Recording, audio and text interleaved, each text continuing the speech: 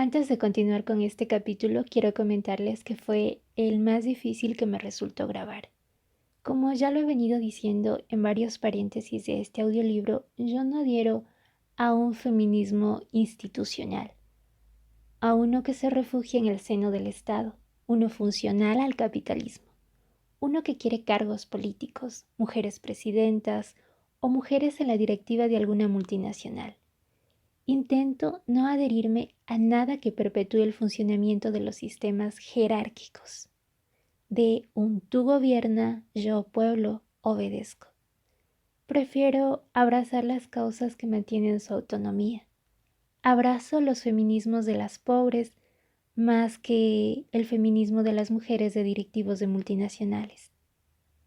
Abrazo el feminismo que ha brindado un hermoso margen teórico para que asumamos al capitalismo como un apéndice del patriarcado, y que el Estado, lejos de garantizar el bienestar de los pueblos, es un instrumento coercitivo, donde hay una lucha constante de poderes entre grupos económicos donde jamás nosotras, y cuando digo nosotras me refiero al pueblo, donde jamás nosotras salimos beneficiadas. Y que no solo nos ha ayudado con un gran margen teórico, sino que también se lo ve día a día en la práctica, llevando o intentando crear relaciones horizontales, relaciones donde nadie gobierna a un otro. Y hablo de intentando y recalco lo de intentando. Y sí, el Estado nos da migajas de vez en cuando, y no como regalo, sino también producto de luchas constantes. Pero yo no quiero fingir ceguera por migajas. Tampoco quiero que me den 2 migajas más o que me regalen un pan entero. Quiero y necesito que dejen de apropiarse de lo que no es suyo, de los campos, de las semillas, del agua, de los molinos, y nos permitan proveernos de nuestros propios alimentos, de nuestras tortillas hechas con nuestras propias manos.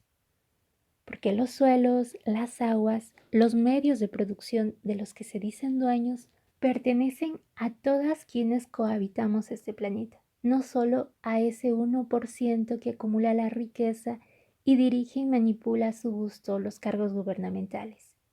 Ese 1% que se sigue beneficiando de las mujeres de las maquilas, que sigue arrasando con pueblos y montañas enteros, ríos y biodiversidad para beneficio de sus mineras. Ese 1% que explota todo lo que ve, animales, humanos y no humanos, que consume y desangra la naturaleza sin prever que el punto de inflexión para el colapso ambiental está a la vuelta de la esquina. Entonces, retomando el punto, no abogo para que ningún ser humano, sea hombre o mujer, se erija en el poder, ya sea ocupando un cargo gubernamental o presidiendo una multinacional. Que habrán buenas intenciones en algunos casos, puede ser, pero no sirve de mucho un revisionismo que cambia el color de la casa cuando todos sus cimientos ya están apolillados. Y desde el Estado no solo no se puede cambiar los cimientos, sino que también se lo legitima, se sigue apoyándolo. Una vez dicho esto, leeré este capítulo sin dejar de decir que no suscribo a lo que en la mayor parte del capítulo se habla. Sin embargo, el capítulo cuenta con cosas muy puntuales también, que son informativas y que me fueron útiles y tal vez también a ustedes les sean útiles. Y finalmente, el hecho de que yo no concuerde con este capítulo u otro pensamiento y ustedes sí, no me vuelve a mí menos o más feminista. No quiere decir que yo soy mala o buena. Es solo que nuestros caminos, experiencias, procesamientos de la realidad son diferentes y que nuestras convicciones y nuestros sistemas de valores también son distintos. Y ahora sí, sin más, iniciamos el capítulo 8. Audiolibro Feminismo para principiantes. Autoría de Nuria Varela. Capítulo 8. El poder. Iguales o quizá no. El poder resultante de un abuso de poder nunca es para siempre. Cita de Victoria Sau. ¿Qué es lo que no ha ido bien? Explica el poeta irlandés Robert Graves que en el Olimpo había 12 divinidades, 6 diosas y 6 dioses, que representaban los estados de la confederación griega de entonces. Cuando Zeus se hizo con el título de padre de los dioses y los humanos, y con Apolo como dios sol representante del mundo patriarcal que se estaba construyendo a gran velocidad, cambiaron las cosas. Una diosa, Vesta, fue sustituida por un nuevo dios, Dionisios. Este había nacido directamente del muslo de Zeus, quien previamente había fulminado a su madre. Y a partir de entonces la relación de sexo-género fue de 5 a 7. No se llamaba paridad, pero el equilibrio acababa de desaparecer para unos cuantos milenios. Aquí me permito abrir un paréntesis a propósito de sustituciones y de usurpaciones. Me gustaría comentar que Robert Graves, el escritor referenciado en este inicio, ha sido acusado de plagiar y robar muchas de las investigaciones de Laura Reading, una escritora y poetisa y que en algún momento de su vida fue compañera de Graves, y quien por cierto fue un referente por algunos años de mi vida. Y esto lo menciono porque quiero comentarles que yo llegué a conocerla por su, entre comillas, mala reputación. Recuerdo que la encontré en una nota de las 10 mujeres más malas de la historia o las 100 mujeres más malas de la historia. Y así que, más que por su maravillosa obra, Laura es conocida por su vida privada y las interpretaciones y juzgamientos misóginos que se hicieron de ella. Yo admiro su obra y si es que aún no han tenido la fortuna de conocerla, me gustaría invitarlas a que la lean. Y bueno, el punto de este paréntesis era recalcar o dar a conocer esta ironía que surge de que el que sí es famoso por ser escritor, el famosísimo Robert Graves, nos hable de usurpaciones patriarcales cuando fue acusado de haber robado las investigaciones de Laura Reading, quien pese a su maravillosa obra es solamente famosa por su no convencional vida amorosa. Y bueno, también quería comentarles que en este canal pueden encontrar una obra de Casilda Rodríguez Bustos llamada Pariremos con placer, que en su tercera parte nos habla de manera resumida sobre la suplantación de las diosas y sus símbolos por parte de los dioses patriarcales.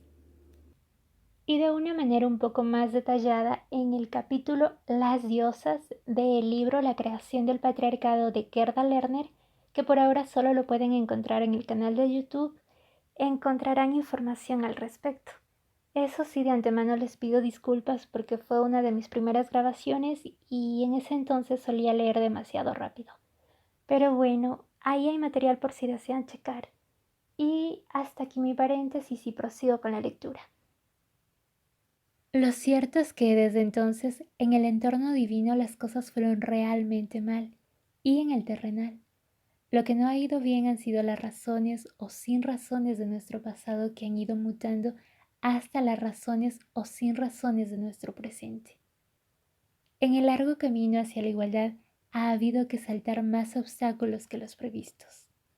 La igualdad formal, legal, no garantizó la igualdad real.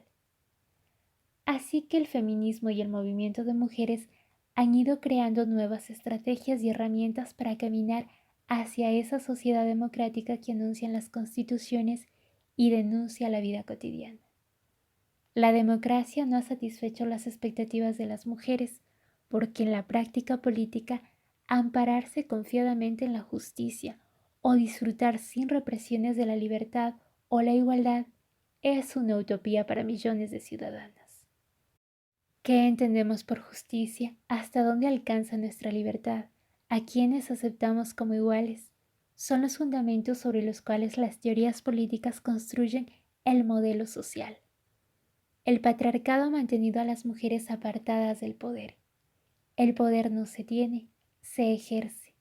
No es una esencia o una sustancia, es una red de relaciones. El poder nunca es de los individuos, sino de los grupos. Desde esta perspectiva, el patriarcado no es otra cosa que un sistema de pactos interclasistas entre los varones. Y el espacio natural donde se realizan los pactos patriarcales es la política. La igualdad formal no es la igualdad real y la neutralidad del sistema es solo una farsa. Ya lo decía Emilia Pardo Bazán cuando pretendía entrar en la Real Academia Española. Escribía que se otorga al mérito lo que es solo del mérito y no del sexo. Fin de la cita. Efectivamente, las mujeres han estado apartadas de todas las instancias del poder, no solo del poder político, a lo largo de la historia, y no porque fueran más tontas o menos competentes que los hombres.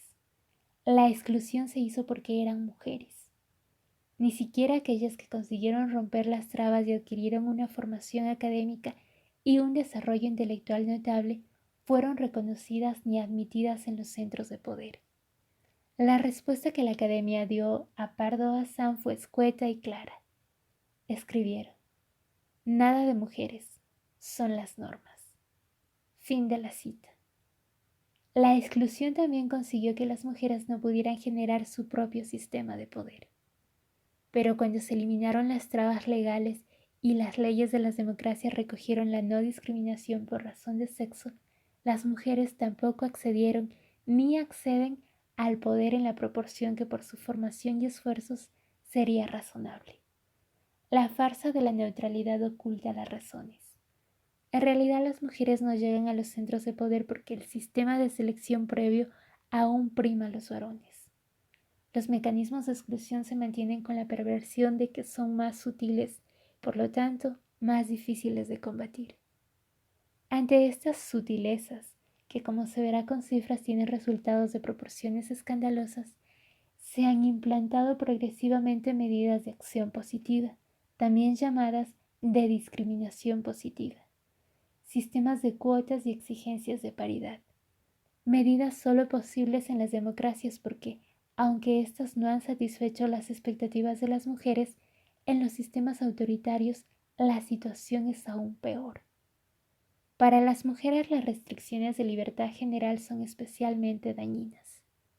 En aquellos lugares donde se recortan las libertades, las primeras en desaparecer son las de las mujeres, así como sufren doblemente allí donde se instala la violencia. Por ejemplo, en países como Arabia Saudita la población general tiene restringidas sus libertades, pero para las mujeres las prohibiciones van desde no poder trabajar a no poder conducir, desde no poder abortar hasta no poder salir del país libremente. En los conflictos armados, además de ser víctimas de guerra, también lo son de abusos sexuales y violaciones. En medio mundo, las mujeres violadas son posteriormente asesinadas por sus propias familias por el, entre comillas, deshonor que supone. Acciones positivas y cuotas. Las acciones positivas desarrollan el principio de igualdad y la igualdad está en su fundamento. La acción positiva consiste en establecer medidas temporales que corrijan las situaciones desequilibradas como consecuencia de prácticas o sistemas sociales discriminatorios. El objetivo de estas medidas es eliminar barreras y facilitar la participación de las mujeres. La base filosófica es sencilla: tratar de manera desigual lo que es desigual para conseguir un equilibrio. Consiste en lograr que todo el mundo parta de la misma línea de salida, luego cada cual que llegue hasta donde le permitan sus posibilidades. Las medidas de acción positiva nacieron en Estados Unidos en los años 60 y se utilizan con las minorías o los colectivos sociales excluidos. Las acciones positivas se pueden aplicar a cualquier ámbito de la vida, pero su campo de actuación se ha centrado prioritariamente en tres grandes áreas: laboral, educativa y participación política. En Europa y en América Latina el término quedó fijado para combatir las discriminaciones contra las mujeres. Así, según la definición del Comité para la Igualdad entre Hombres y Mujeres del Consejo de Europa, por acción positiva se entiende una estrategia destinada a establecer la igualdad de oportunidades por medio de unas medidas temporales que permiten contrastar o corregir aquellas discriminaciones que son el resultado de prácticas o de sistemas sociales. Fin de la cita. Por lo tanto, una acción positiva tiende a corregir las desigualdades de hecho y como se refleja en el derecho ley que las aprobó en Estados Unidos en los años 60, lejos de comprometer el principio de la igualdad, constituye una parte esencial del programa para llevar a cabo este principio. En España las medidas de acción positiva están amparadas constitucionalmente. El artículo 9.2 de la Constitución contempla explícitamente que corresponde a los poderes públicos promover las condiciones para que la libertad y la igualdad del individuo y de los grupos en que se integra sean reales y efectivas, remover los obstáculos que impidan o dificulten su plenitud y facilitar la participación de todos los ciudadanos en la vida política, económica, cultural y social. Fin de la cita. También el Estatuto de los Trabajadores en su artículo 17.1 estipula el desarrollo de medidas de acción positiva. En él se escribe lo siguiente: el gobierno podrá otorgar subvenciones, desgravaciones y otras medidas para fomentar el empleo de grupos específicos de trabajadores desempleados que encuentren dificultades especiales para acceder al empleo. Fin de la cita. Se trata, tal como señala el Consejo de la Unión Europea, Recomendación 84-635 de la promoción de acciones positivas a favor de la mujer, debido a que las normas jurídicas existentes sobre la igualdad de trato son insuficientes para eliminar toda forma de desigualdad de hecho, si paralelamente no se emprende acciones por parte de los gobiernos y de los interlocutores sociales y otros organismos competentes, tendentes a compensar los efectos perjudiciales que resultan para las mujeres de actitudes, comportamientos y estructuras de la sociedad. Fin de la cita. En el ámbito de la política, la filosofía de las acciones positivas dio paso a los sistemas de cuotas. Se trata de una nueva herramienta dentro de los partidos políticos y las listas electorales. Fue el Partido Socialista de Cataluña quien primero introdujo las cuotas en el Estado español. Era el año 1982 y las mujeres concedieron un modesto 12%. El porcentaje era mínimo, pero el éxito enorme, puesto que iniciaron un camino que ha llevado a la paridad. En 1987 el Partido Socialista Obrero Español establecía la cuota femenina del 25% en las listas electorales, que fue gradualmente ampliada al 30 y al 40%. En noviembre de 2001 el Partido Socialista Obrero Español presentó una propuesta de ley para modificar la Ley Orgánica del Régimen Electoral General, de tal modo que las listas de candidatos para todas las elecciones que se celebren en España contengan entre un 40 y un 60% de miembros de uno y otro sexo, y ello tanto en conjuntos de las listas como en cada tramo de 5 candidatos. Por su parte, en junio de 2002, los gobiernos socialistas de Baleares y Castilla-La Mancha aprobaron sendas leyes para imponer listas paritarias, en cremallera alternando mujeres y hombres, para las elecciones autonómicas. En ambos casos, el PP votó en contra y posteriormente presentó un recurso de inconstitucionalidad contra ambas. La excusa utilizada para frenar estas iniciativas legales fue la siguiente: al poder deben acceder los o las mejores, sin distinción de sexo. Eso es exactamente lo que dicen las feministas, pero intuimos que en sentido contrario. Las mujeres no se creen el cuento de que los y las mejores sean siempre en todas las instituciones y en todos los momentos históricos los hombres. Hubo que esperar a la aprobación de la Ley Orgánica de marzo de 2007 para la igualdad efectiva entre mujeres y hombres para que quedara fijado el principio de presencia o composición equilibrada, con el que se trata de asegurar una presencia suficientemente significativa de ambos sexos en órganos y cargos de responsabilidad, tanto a nivel estatal como autonómico y local. La Ley de Igualdad establece en su artículo 16 que los poderes públicos procurarán atender al principio de la presencia equilibrada de mujeres y hombres en los nombramientos y designaciones de los cargos de responsabilidad que les correspondan. Fin de la cita. ¿Por qué son necesarias las cuotas? La mejor respuesta es el siguiente gráfico.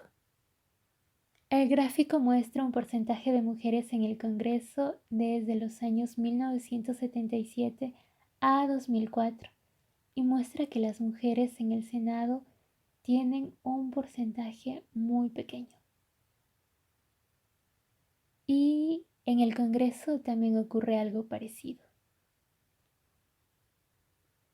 La paridad, principio democrático básico. La paridad es actualmente, debido al déficit de la representación y de poder que aún soportan las mujeres, una condición para que la democracia merezca ese nombre. Exactamente igual que para hacerlo, la democracia necesita separación de poderes o sufragio universal. 3 ejemplos, 3 fotografías que ilustran los déficits de representatividad. La primera se hizo el 6 de septiembre de 2000 y apareció publicada al día siguiente en los periódicos de medio mundo. Era la cumbre del milenio, la reunión auspiciada por Naciones Unidas en la que se reunieron 152 presidentes o primeros ministros de otros tantos países. De esta cumbre debían salir las claves para la paz y el bienestar del mundo en el siglo XXI. La foto era espectacular y tremendamente simbólica. Entre los 152 líderes mundiales se encontraban 7 mujeres, el 4.6%. Entre los países representados estaban todas las democracias del mundo. Segunda foto. Fue portada de los periódicos europeos el 2 de mayo de 2004. El titular de todos ellos más o menos decía así: Europa celebra el nacimiento de una gran potencia unificada. Los jefes de gobierno de la Unión Europea ampliada expresan en Dublín sus esperanzas sobre el futuro de la Europa de 455 millones de habitantes. Allí estaba también la foto de la familia europea. En total, 25 presidentes de gobierno representantes de 25 naciones de las 25 democracias europeas donde formalmente las mujeres tienen asegurados sus derechos y las discriminaciones legales no existen. Entre los 25, una mujer, Vaira Vike-Freiberga, presidenta de Letonia. Tercera foto. Se publicó apenas 6 días después de la ampliación europea. En este caso se trataba de Marruecos y la foto era mucho menos numerosa, pero aún tenía más poder simbólico.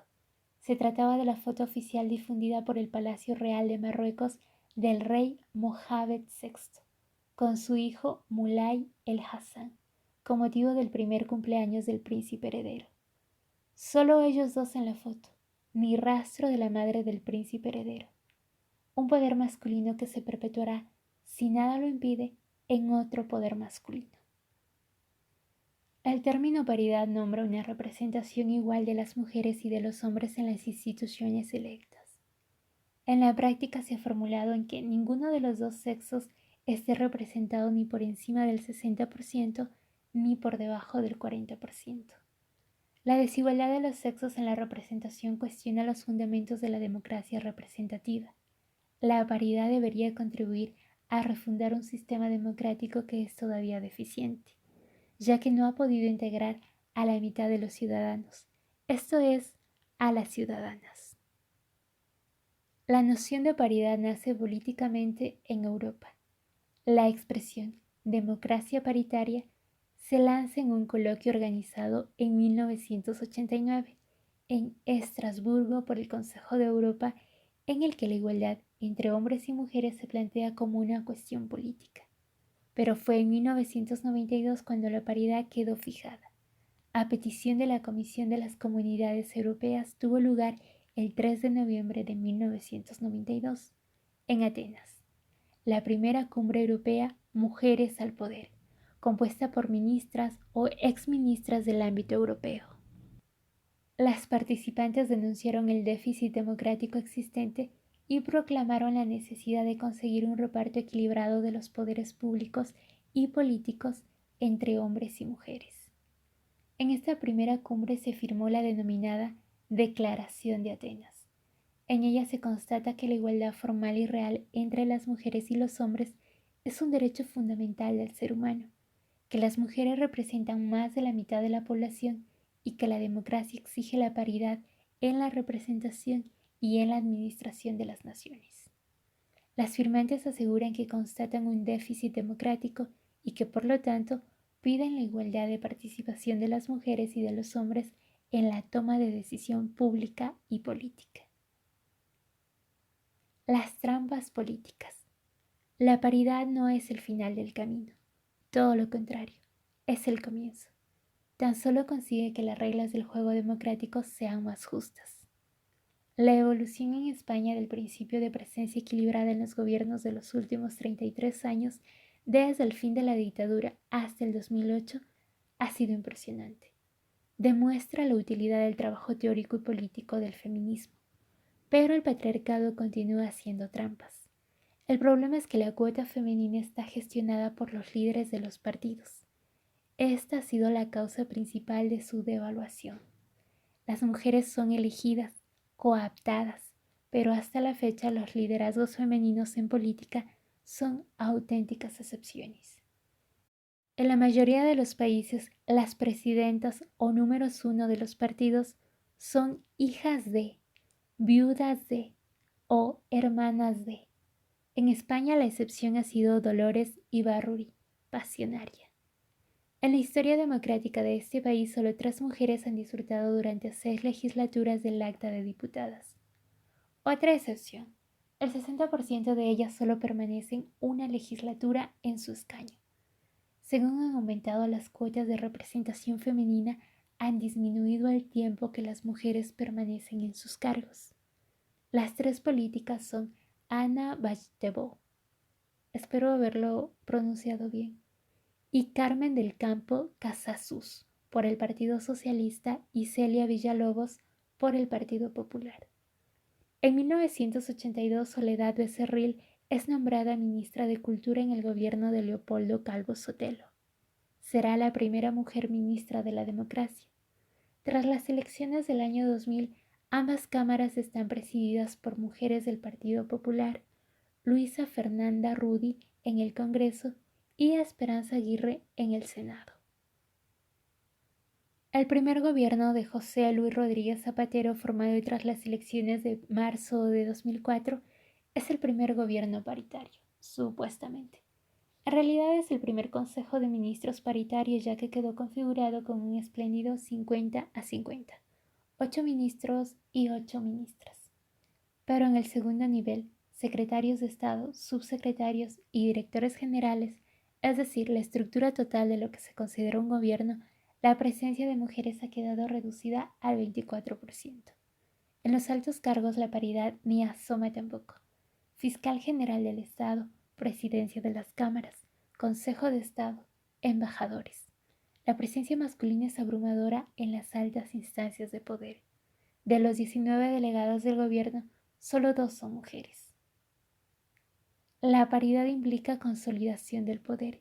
Sin consolidación se queda en una cuestión simplemente representativa. El fin de la paridad es un cambio de actitudes y valores respecto a la distribución social de los sexos. Si al final la paridad va a consistir en que seguimos perpetuando los estereotipos, la hemos vaciado de contenido. Cita de Alicia Millares, autora del estudio Paridad y Consolidación del Poder de las Mujeres. Tras el análisis de los datos obtenidos, Millares asegura que cuando no existía la discriminación positiva, las poquísimas mujeres que habían en el Congreso tenían un cierto poder orgánico y respaldo del partido. Cuando se amplía el número es cuando las mujeres comienzan a desfilar, es decir, son más fáciles de quitar. Fin de la cita. Según los resultados del estudio de Millares, el promedio de años que los varones están en el Congreso es de 2 legislaturas completas. Por el contrario, las mujeres no llegan a 1,5. Aún más significativo es que el 20% de los varones permanecen 3 o más legislaturas en sus escaños, mientras que solo lo consiguen el 2,8% de las mujeres. Subraya Millares cómo a partir de la legislatura de 1989 a 1993, cuando comienzan a implantarse las cuotas según aumenta la presencia femenina, disminuye el tiempo de permanencia de las mujeres en sus puestos. Es una de las trampas que se le hacen a la paridad. Parece que los varones son insustituibles y las mujeres intercambiables. Los porcentajes masculinos. Un 20% de varones conservan sus escaños alrededor de 12 años. Permiten establecer pactos incluso entre distintos partidos políticos. Es habitual que exministros o varones que han disfrutado de diferentes puestos de responsabilidad se vean impulsados en sus ambiciones. Un ejemplo es el de Rodrigo Rato, responsable del Fondo Monetario Internacional con el apoyo tanto de su partido PP como del gobierno socialista, o en su momento Javier Solana. Un 2.8% de diputadas impide cualquier tipo de pacto o capacidad para designar a mujeres para cualquier instancia representativa. Autoridad no es sinónimo de poder. El feminismo celebró y se felicitó por el primer gobierno paritario de la historia, y después por todo el efecto arrastre que supuso tanto en gobiernos posteriores como en algunas comunidades autónomas, como incluso en gobiernos de otros países que se formaron tras la apuesta del presidente Zapatero. Fue otra victoria importante y tremendamente simbólica, un punto de partida sobre el que construir una realidad política nueva, porque la igualdad necesita un nuevo discurso de poder, nuevas teorías que permitan la construcción de estructuras socioeconómicas, culturales y simbólicas diferentes. Pero el feminismo tiene muy en cuenta el concepto de autoridad, que no entiende como sinónimo de poder. Las puntualizaciones no por obvias dejan de ser importantes. Así se advierte que el concepto de igualdad no es lo contrario de diferencia. Lo contrario a igualdad es desigualdad. Por lo tanto, cuando las feministas reclaman la igualdad, lo hacen en el sentido de equivalencia. Todos y todas iguales en derechos equivalentes, no idénticos, idénticas. Lo que quiere decir que no se exige la igualdad para ser iguales a los varones en el sentido de ser idénticas a ellos y ejercer el poder o interpretar los cargos imitándolos. Se exige la igualdad para acceder a la libertad de ejercer los derechos, los cargos, los puestos, conforme al criterio de cada una. Desde el feminismo también se explica que tener un cargo no significa tener poder y que el poder se construye en grupo. Cuando las mujeres salieron de la clausura familiar, se reunieron, se encontraron y se comunicaron, empezó a circular la autoridad entre ellas. La autoridad para el feminismo tiene que ver con el respeto, con el prestigio, con el reconocimiento de las mujeres como creadoras de cultura y de pensamiento.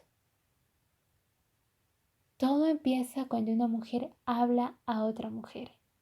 Así terminaron las jornadas 20 años de feminismo en Cataluña celebradas en 1996 con esta frase de Mireia Fofil. Uno de los mayores empeños del patriarcado ha sido el aislamiento de las mujeres, cada una en su ámbito privado, en su entorno familiar, sin compartir sus experiencias con otras mujeres.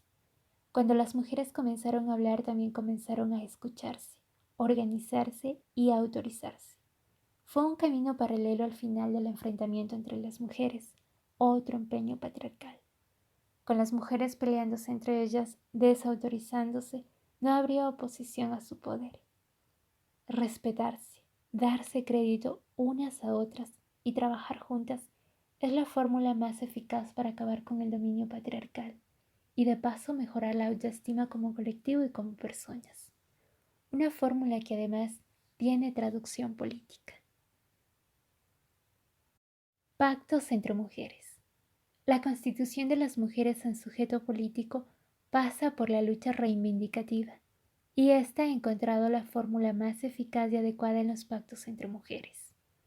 Si las mujeres no han constituido una fuerza política ni han ejercido poder relevante en el espacio público, ha sido justamente por su dispersión atomizada en los espacios privados. No es inocente ni banal la idea de que una reunión exclusiva de mujeres haya sido siempre estigmatizada hasta en el lenguaje cotidiano. Aquelarre. O una pregunta. ¿Están solas? Cuando hay un grupo de media docena de mujeres reunidas. O también reunión de ovejas. La conciencia femenina de su sometimiento dentro de la estructura patriarcal y la revuelta ante el mismo recibe un nombre inicial: sororidad. Un concepto que, como indica su raíz etimológica, sor, hace alusión a la hermana, a la hermandad de las mujeres en la conciencia y el rechazo del papel que les ha tocado jugar en el guión patriarcal. Explica Luisa Posada que es el reverso de la fraternidad como hermandad de los varones, los hermanos. La sororidad como relación interpersonal es al menos tan antigua como la fraternidad, pero no se retoma políticamente hasta la tercera ola del feminismo. En los años 70 del siglo XX es cuando se insiste en la opresión común sufrida por todas las mujeres, más allá de las diferencias de clase, raza, religión o cultura. Todas las mujeres eran hermanas bajo una misma dominación y una esperanza de lucha. La sororidad plasmada en la acción y en la participación políticas ha sido el fermento de los pactos entre mujeres hoy posibles. El feminismo tiene clara la idea de que el poder de una mujer individual está condicionado al de las mujeres como genérico.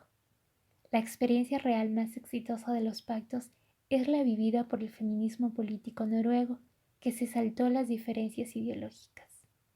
Trabajad juntas desde las comunistas a la izquierda hasta las conservadoras a la derecha, para que podamos conseguir ese 50% al que tenemos derecho, pedía Veritas ya en 1990, explicando que la democracia no puede funcionar a menos que haya ese 50% de mujeres en todas partes. Con su experiencia demostraron no solo que el pacto es posible, sino que la participación política de las mujeres en un número elevado puede conseguir evitar el fenómeno de contagio.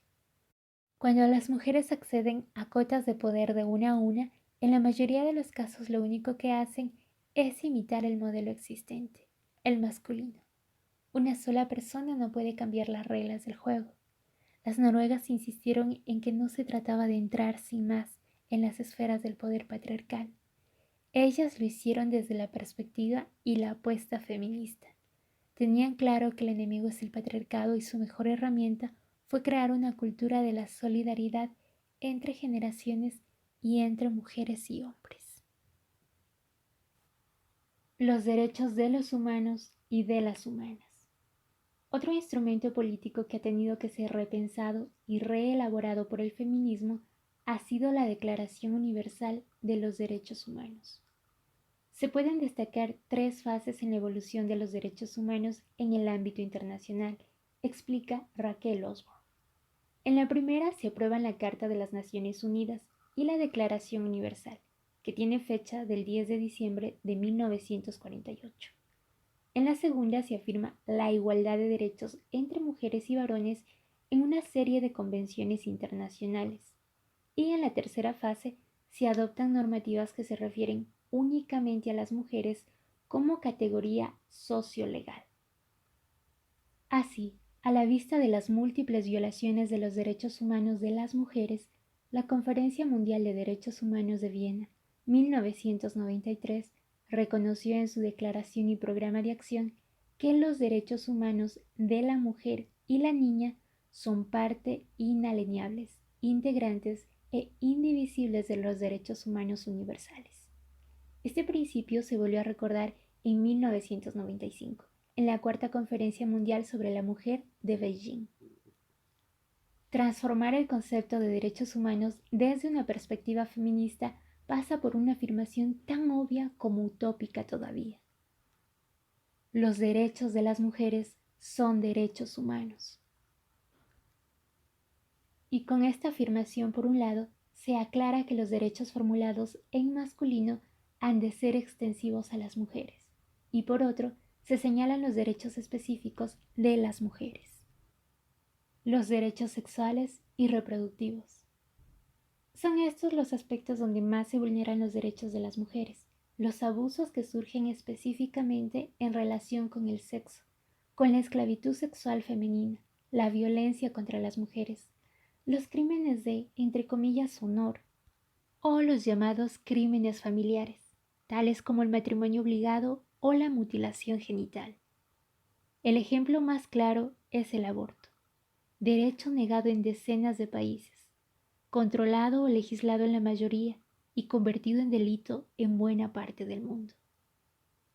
Cada mujer debe tener el derecho de control sobre su propio cuerpo, su sexualidad y su vida reproductiva.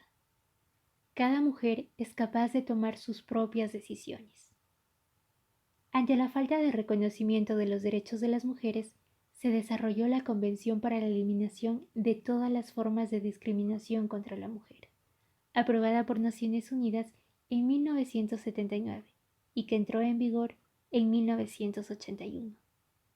Este documento representó un hito en la historia jurídica de las mujeres hacia la igualdad. La universalidad es un rasgo fundamental de esa convención, ya que abarca todos los ámbitos en los que puede existir discriminación: político, civil, social, económico y cultural. España suscribió la convención en 1984. 2 años después, en 1986, se firmaba el Tratado de Adhesión de España a la Comunidad Europea. Al hacerlo, asumió de paso toda la legislación ya elaborada por la Unión Europea. Ahí se incluyen las 5 directivas aprobadas por la Unión como desarrollo del artículo 119 del Tratado de Roma, que establece la igualdad de trato de hombres y mujeres en el ámbito laboral y que incluye la protección de la maternidad. ¿Dónde están las mujeres? Las feministas se pasaron la década de los 80 contando. Ante la igualdad formal y la falta de concordancia entre esta y la satisfacción de las mujeres, hubo que ir desenmascarando la realidad. Y la realidad es demoledora. No hay ámbito en el que las mujeres no estén infrarrepresentadas. Las acciones positivas se han quedado a la puerta de las empresas.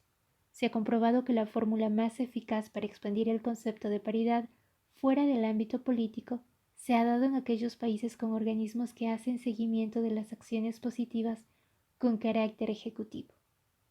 Es decir, que pueden imponer sanciones o rescindir contratos a empresas públicas o privadas que tengan acuerdos con la administración. En España, la primera mujer magistrada del Tribunal Supremo fue nombrada en 2002. También las mujeres constituyen más del 50% del alumnado universitario, pero solo ocupan el 10% de las cátedras. Durante el verano de 2004, Pilar Aguilar realizó un estudio sobre los cursos de verano de las universidades. Las proporciones eran similares para todas. En la Universidad Internacional Menéndez Pelayo, por ejemplo, 138 de los cursos programados fueron dirigidos por hombres, 6 por mujeres y 7 codirigidos por ambos sexos. Repito por si acaso no hayan prestado atención a los números. 138 de los cursos programados fueron dirigidos por hombres, 6 por mujeres y 7 codirigidos por ambos sexos. Según la Federación de Mujeres Directivas Ejecutivas Profesionales y Empresarias, las mujeres componen el 4% del total de altos cargos en las empresas. Una última propuesta. Para estrenar las gafas violetas, no sería mala idea preguntarse siempre, ¿dónde están las mujeres? Desde la Declaración Universal de los Derechos Humanos hasta los resúmenes de fin de año de las televisiones, desde los cursos de verano de las universidades hasta el listado de los puestos directivos de los colegios profesionales, desde las academias hasta los consejos de administración de las empresas. Preguntárselo ante los libros de historia, las portadas de los periódicos, los ensayos clínicos, los especiales al estilo de las 100 mejores canciones del siglo XX o las 10 mejores novelas de la década. ¿Dónde están las mujeres?